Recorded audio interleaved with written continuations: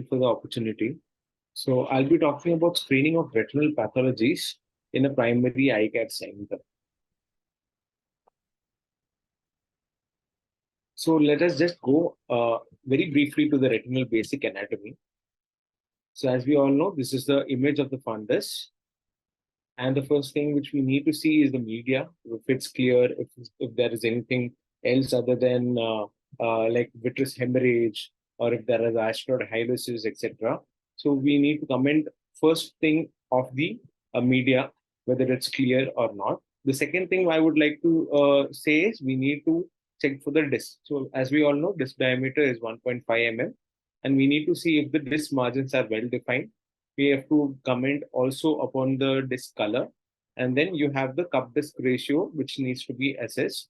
And if it's something more than 0.4 or there is any gross asymmetry between both the eyes, then we need to refer for glaucoma too. Then we go to the next area, that is the macula, which is 5.5 millimeter, and this is the area which is covered, and this is the macular area where most of our vision diminishing diseases occur. And then we have the foveal area, that is 1.5 millimeters, as shown over here. And then we have the middle foveal reflex dot, that is the umbo. And this white area is the fovea, which is 0.35 mm. This is the umbo, which reflects the foveal reflection. And this is the foveal avascular zone, it's 6 millimeter, where there is no vessel, but it's surrounded by capillaries. The last thing which we also miss out is examining the vessels. So we always need to see how the arteries are, the veins are, and also the crossing area of the vessels. So our examination is not complete if we don't do a thorough peripheral examination. Like over here, we need to see with 20D indirect ophthalmoscopy the periphery of the eye also. So this is the equator which can be seen. This is the ora serrata that can be seen by indirect ophthalmoscopy. And also mentioning which clock are, what disease are there, what lesions are there, makes it more evident to see for the next person. And it can be also charted or drawn onto an Amsler Dubois chart when you are sending a referral. Let's see what are the other retinal evaluation that can be done. First thing is always a visual acuity. So most of our vision centers are equipped with Snellen's chart, and always we need to get a uncorrected and a best corrected visual acuity. And if there is any discrepancies in the visual acuity, if there is any diminution of vision, then we need to actually check the fundus as well. These are the conversion charts which you can convert to logmar or to a feet. Then we have the contrast sensitivity. We can use the Pelly-Robinson's contrast sensitivity chart. Basically, we use this to check if the person can differentiate between an object and the background. It helps us in evaluation of the macula and the optic nerve function. Over here, we have the Amsler grid chart. So this subtends the macula 20 degree and tells us if there is any problem, such as metamorphopsia, where you can see these lines are all distorted, or any scotomas, which is seen as a black spot. Then we have the pupillary reflex. So normally pupil reflex, when you shine torch to the one eye, the other eye also constricts. But in cases of RAPD, you can see how the light comes and the pupil in the same eye constricts, but the other eye is dilated. So we need to check for pupillary reflex even before dilating. Then we have the color vision charts, which also tells us, differentiates it between the optic nerve function and also the macular function, which can be taken using the Ishihara color vision chart. And then we can also use a plus lens test even before dilating. If in case of any lesion which has a bulge at the macular or the foveal area, such as the central serous chorioretinopathy, we can always use a +1 diopter trial lens onto the affected eye, and you will actually see a temporary hyperific shift, which makes the vision much better. So this can also be done even before dilating, and we can also find if there is a lesion in the macula. And for advanced investigation, we should always send the patient to the tertiary center where a fundus photo can be taken, autofluorescence can be taken, fluorescent angiography can be taken, and newly the OCT and the OCTA are very helpful in diagnosing a lot of diseases, and also even VP and ERG can be helpful in many of our macular disorders. Last but not the least, every patient should be dilated and seen for any retinal pathologies. It's not just the macular area, but also the peripheral examination, which can be done, which has to be done. So what are the ways when we can evaluate? One is the direct ophthalmoscopy, which you can use. Even in undilated cases, you can use direct ophthalmoscopy to see the posterior pole. And then we have 90D or 78D slit lamp biomicroscopy. As you all know that all these lenses will have an inverted image. So when we draw a retinal chart like an Amsler Dubois, we should always keep in mind that it is always inverted and we need to draw it inverted. And then we have the indirect ophthalmoscopy using the 20D condensing lens. This QR code can be scanned, and the whole procedure of how to do an indirect ophthalmoscopy is given.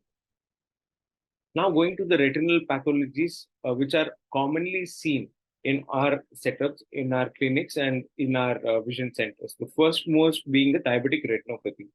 As we all know, diabetic retinopathy is caused in uncontrolled diabetes mellitus patients. And when we dilate and see, we can actually see microaneurysms, dot blot hemorrhages. This is all called a background diabetic retinopathy. As you can all see, these are all the microaneurysms which can be detected in fundus examination. The next is the dot blot hemorrhages. These are all the hemorrhages, can be intraretinal or flame-shaped or deep retinal hemorrhages too. Next, going to the diabetic maculopathy. In diabetic maculopathy, you can all see these microaneurysms and dot blot hemorrhages, along with which you can see a lot of hard exudates. Like over here, all these are all hard exudates, which you can see. You can see over here, this is a cotton wool spot. And then a few of the classifications like focal diabetic maculopathy, where you can see a succinate kind of a deposition of exudates with a focal microaneurysm which is leaking. So this is a focal diabetic maculopathy. And then we have a diffuse diabetic maculopathy where it cannot be actually demarcated where the actual leakage is because it is all totally diffuse. Then we have venous changes. What we can see in the vessels, these are loopings. You can see this, it's like a loop. So this is a venous loop, and there are venous beadings which can be seen in the vessels. And there are also venous changes like severe segmentations, as you can see over here. So one more main important is the clinically significant macular edema. Over here, we can see the optic disc diameter is 1 disc diameter and corresponding to the fovea. And this is the 500 microns of the center of the fovea. And then any retinal thickening within this 500 microns of the center of macula is known as CSMA. Or if there is any exudate within the 500 microns of the center of the macula, and if it's associated with retinal thickening, and the thickening may be outside with the 500 microns, it is called CSME. The third is the retinal thickening of 1 disc area or larger, any part of which is within this diameter of the center of the macula. This is also CSME. So when you see a case of CSME, we need to refer it to the main center so that we can do a OCT and see if there is any edema collection which is reducing the vision, and then we might have to use the intravitreal anti-VEGFs to treat these lesions. So any case with the diabetic maculopathy has to be referred. Over here, you can see the pre-proliferative diabetic retinopathy, and one of the main features is IRMA, that is the intraretinal microvascular abnormalities. This is how it looks. So we need to differentiate this with the neovascularization. So this IRMA has to be differentiated with NVEs, because if you see an NVE, we need to refer it for lasers. So these are all the classification which has been given by the ETDRS classification. So you have a mild NPDR, moderate NPDR, severe NPDR, PDRs, and advanced diabetic eye diseases. So we need the most important area is to differentiate the severe NPDR and PDR, because even one neovascularization of anywhere or an NVD can be missed out. So we should not miss any NPDR cases, which could be a potential PDR case. So over here you can see how a vitreous hemorrhage is there. This is totally a picture of a proliferative diabetic retinopathy. It can be characterized by neovascular absorption of the disc. It can be seen how mild NVEs can be present, which is almost looking like a IRMA, but you need to differentiate, because this will be more friable and can leak very easily. And then we have new vessel elsewhere, and these are all severe NVEs. Here you can see NVE associated with fibrosis. And then when it becomes more and we don't give a proper PRP lasers, or we don't read the PDR, then it might go for NVIs and NVAs, which will lead to neovascular glaucoma. So here you can see how an NVE with fibrosis is seen. And then the patient has been given laser marks, and these are all the scars which has been given. And eventually the NVEs slowly regress. If it does not regress and it keeps progressing, then you get the tractional retinal detachment. And this is where we see the advanced diabetic eye disease, which can also occur with a hemorrhage or a pre-retinal hemorrhage, like over here. So these are all retrohyaloid and vitreous hemorrhages. These are all the vitreous hemorrhages. These are all the tractional retinal detachment. And all of these cases need to be referred, because these are the cases which we need to take up for surgeries. And if untimely surgery is not done, and then the patient loses his vision irreversibly. The next most common is the retinal vein occlusion. Over here, you can see a superior temporal branch retinal vein occlusion. You can see the dilatation and tortuosity of the affected vein segment. And this is the superior temporal quadrant which is affected. Over here, you can see the flame-shaped hemorrhage is very characteristic of RVOs. Here are the arteriovenous crossing points where obstruction of the veins are happening. And these are all the sclerosed vessels, these are cottonwood spots, and dilatation and affected veins over here. So we can also, that was a branch retinal of superior temporal. You can even have hemiretinal vein occlusion, like in these two pictures, which takes over the whole hemiretina. And then we have the central retinal vein occlusion as well. So all these cases we need to refer immediately, and we need to get an OCT done to see if the diabetic macular, a macular edema is there. And if macular edema is there, we need to inject as soon as possible to reduce it, so that it doesn't cause irreversible damages. And again, like diabetic retinopathy, we can also get NVIs in RVO cases, which will also go for neovascular glaucoma. And if we see tortuous vessels, we always should suspect an impending CRVO and need to be sent to a systemic evaluation for all these patients. So all these patients need to get systemically evaluated by a general physician or a cardiologist. The next case we would see is a retinal artery occlusion. Over here you can see a branch retinal artery occlusion, which is having a cloudy white edematous retina over here. Along with that, you can see the cherry red spot, and then you can see the cattle tracking or the box scarring over here. Just these vessels can be seen over here. These are all characteristic of branch retinal artery occlusion. This is another image showing BRAO. And most of this can happen because of ordinous plaques. These are all the plaques which get into the bifurcation of the arteries and block it. This is a calcification of the bifurcation of the arteries. And then we have a cilioretinal artery sparing occlusion, where CRO has taken course, but then this macular area is not affected because of a cilioretinal artery, which is over here seen. And sometimes what happens is even a cilioretinal artery get occluded. So only the area with the cilioretinal artery has a ischemia. You can see a cloudy white appearance of the retina. And then in worst cases, we have a combined artery and a vein occlusion, which can occur together, which gives a very bad prognosis.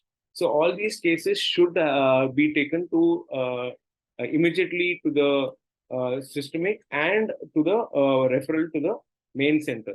And one more thing which can be done is if the patient comes very early with a sudden diminution of vision in retinal artery occlusion, you can also give a 3 gonio mirror massage.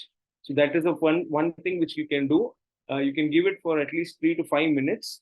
So once you do a massage, it might actually dislodge the emboli and maybe help us in reperfusing the retina. And also a emergency referral to the tertiary eye center, and also a cardiologist and or a general physician has to be done when you see this kind of cases. Next case is the hypertensive retinopathy, which can be seen over here, which is characterized by arterial narrowing. These are all arteries which are narrowed, and then you have, and then we have the AV crossing changes. Over here, you can see how the artery is nicking the venous tract, and then these are all the characteristics of a hypertensive retinopathy. You can also have a segmental arteriolar narrowing. You can have AV crossing nicking, and then we have the copper wiring of vessels, and then you have a macular star. These are all characteristics of hypertensive retinopathy. And then when you see a disc edema also, then you should be very sure that it's a grade 4 hypertensive retinopathy, which needs immediate referral. Can be a malignant hypertension also. And then in choroid, you can see the Seagull streak. Over here, you can see these are all the choroidal vessels which are getting affected, and these are all the Elschnig spots which are seen in the choroid. The next pathology which we'll see in our OPD is age-related macular edema, which is characterized by drusens. So you can see a lot of drusens in the macular area. You can see these are also drusens. So we need to send this for a thorough checkup, get an OCT done, and see if it's a dry variant or a wet variant. And then if it's a wet variant, it must be a neovascularization, and then we need to inject a anti-VEGF. And eventually, when these drusens coalesce together, they form geocular atrophy. And then other pathologies like pigment epithelial detachment also are seen.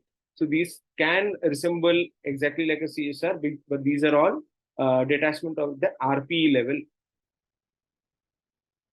And then the choroidal neovascularization, that is wet AMD. You can see it must be a grayish, greenish, yellowish lesion which is over here, and which is also associated with lipid depositions and also hemorrhages.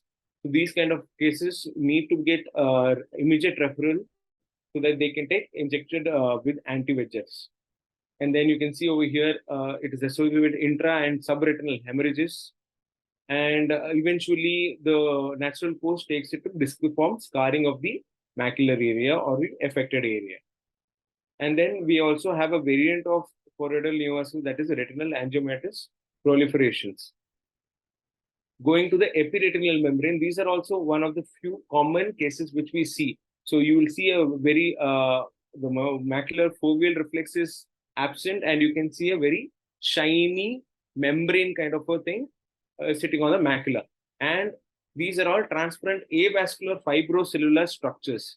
And you can also see these are all pulling the retina's ILM, interlimiting membrane. And you can see these lines over here. It's like a stretch marks, which is caused by the epiretinal membrane. So when it actually increases, you can actually see the vessels and retina wrinkling. So there is a macular pucker. And this will cause a visual distortion, and patient will complain of diminution of vision. And hence, these cases need to get referred so that we can do the surgery and get the ERM peeled from the macula and make it like before. Then we have the full thickness macular hole. These are all, so these cases have a full thickness macula. You can see a retinal hole at the foveal area. So this can happen in the other eye also. Around 10% of the patients get it bilateral also. And then to confirm this, you can use a Watkey-Allen test where you can put a slit on top of the macular hole. And when you do that, the patient will, if you ask, patient will see there, tell that the middle part where the macular hole is being subtended, it's not seen. So he'll be able to see two slits and the center part is gone. So this will help you diagnose this full thickness macular hole, and these can be referred also to take up for surgery. And then we have the central serous chorioretinopathy. So as you can see over here, the middle part over here is there is a subretinal fluid, which is very difficult to be seen. And then you have also a plus lens test where you can differentiate the CSR. So in these kind of cases, you should always ask an history if the patient has a type A personality. You can make out when you talk to him, or if you can also ask if they are taking any drugs like steroids, which needs to be stopped if you want to resolve this. So almost 80% of the patients actually resolve in about 3 to 6 months. But then you need to ask whether the sleep pattern is good. If they are on any drugs which are of steroids, we need to stop. So all this history has to be taken, and then we need to evaluate if this is going for chronicity. So then referral is very important because we need to differentiate from other macular diseases like PED, and then OCT has to be done. And then if required, we'll have to do a fundus fluorescence angiography to find the leak and maybe laser it so that it doesn't become chronic. These are a teardrop sign which can be seen in a CSR case. And then we have cystoid macular edema. So this is basically a cyst-like lesion in the macula area, and this can happen in cases post cataract surgery or any inflammatory lesions. So all these cases the patient will come by saying that his vision was good, but then later it has reduced, and then we might be able to see this petaloid kind of a picture. This suggests of cystoid macular edema. These kind of cases need to be referred and thoroughly evaluated to then give the appropriate treatment. And then we have degenerative myopia. So myopia cases need to be thoroughly evaluated for degenerative changes, mostly which are high myopia, more than -6 diopters, have to be evaluated thoroughly with dilated fundus examination. You can see a tessellated appearance of the fundus. You can see focal chorioretinal atrophies over here. You can see a tilted disc with peripapillary atrophy over here. You can see a lacquer cracks which occurs in the choroid, and then this can actually result in coin hemorrhages, as you can see over here. And also in cases where these coin hemorrhages or hemorrhages resolve, it will form a scar kind of lesion in the macula. So this will also reduce the vision. And then even peripheral examination has to be done to rule out any breaks, any HSTs, which can cause retinal detachments. So these are all cases which need to be thoroughly evaluated with direct ophthalmoscopy. Going to the hereditary problems, we have the retinitis pigmentosa. As we all know, this is a hereditary retinal pathology with characteristics of waxy optic disc pallor, as you can see here, and then also characteristic bony spicules, which can be seen at the mid periphery. And then you have the arterial narrowing, and these patients also give us positive history of night blindness. And as it progresses, you start losing the peripheral vision also. So referring these cases to rule out any macular edema or any other associated lesion should be done. So all these evaluation has to be done, and referral is very important. Going to lattice degeneration, retinal holes, and horseshoe tears. These are all lesions that we check for the periphery. So this can be done using the indirect ophthalmoscopy and 20D. So you have to differentiate the lattice degeneration. Patients who come with floaters or lightning kind of a sensation has to be ruled out for all these causes like lattice degeneration. For posterior vitreous detachments, you should also rule out retinal breaks. And then there is horseshoe tears which needs to be ruled out. And then if you see a horseshoe tear or retinal tear, we need to get it barraged. Otherwise, it will go for retinal detachment. So that is the next topic, that is retinal detachment. Over here, you can see full total retinal detachment is there with a HST at this area.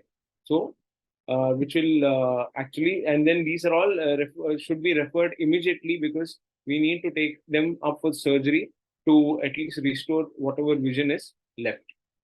So these are all the commonest retinal pathologies which we see in our daily practice, and this needs to be identified because you are in the primary centers. You need these kind of cases come. You need to see and identify and refer immediately to the tertiary center to get the prompt treatment, and also save the vision. Thank you, Oro Siksha, for all this.